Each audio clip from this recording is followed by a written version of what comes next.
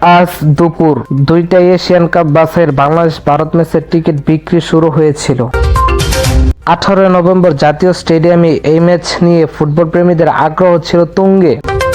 মাত্র 6 মিনিটের মধ্যে সাধারণ গ্যালারির সব টিকিট বিক্রি হয়ে যায়। বাফুফে কম্পিটিশন কমিটি চেয়ারম্যান ও নির্বাহী সদস্য জাতীয় ফুটবলার গোলাম গাউস বলেন, মাত্র 6 মিনিটের মধ্যে সাধারণ গ্যালারির সকল টিকিট বুকিং হয়ে যায়। এখন গ্রাহকরা পেমেন্ট করেছে, ইতিমধ্যে অর্ধেকের বেশি পেমেন্টও হয়ে গেছে। সাধারণ গ্যালারির টিকিট অবিক্রিত নেই, এখন রেড বক্স, হসপিটালিটি অন্য টিকিটগুলো রয়েছে।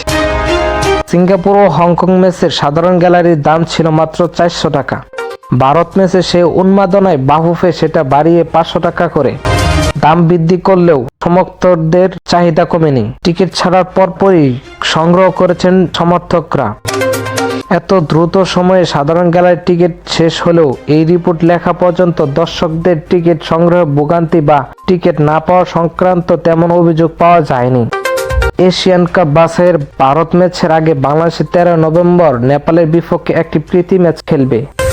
সেই টিকিট ছেড়েছে ফেডারেশন প্রায় এক সপ্তাহ। ওই টিকিট বিক্রি খুব ধীর, সেটা দ্রুত শেষ হওয়ার আশা করছেন গাউস। ভারত ম্যাচের সব টিকিট শেষ, এখন নিশ্চয় নেপাল ম্যাচের টিকিট সংগ্রহ করবে। 10 জুন বাংলাদেশ সিঙ্গাপুর ম্যাচ দিয়ে বাফুফে অনলাইনে টিকিট বিক্রি কার্যক্রম শুরু করে টিকিফাই প্ল্যাটফর্ম টিকিট সংগ্রহের অনেক ভোগান্তি হয়েছিল। এরপর অক্টোবর ওয়েন্ডোতে বাফুফে কুইকেটকে টিকিটিং পার্টনার করে 9 অক্টোবর ঢাকায় ওই ম্যাচের টিকিট 20 মিনিটের মধ্যে বিক্রি হয়।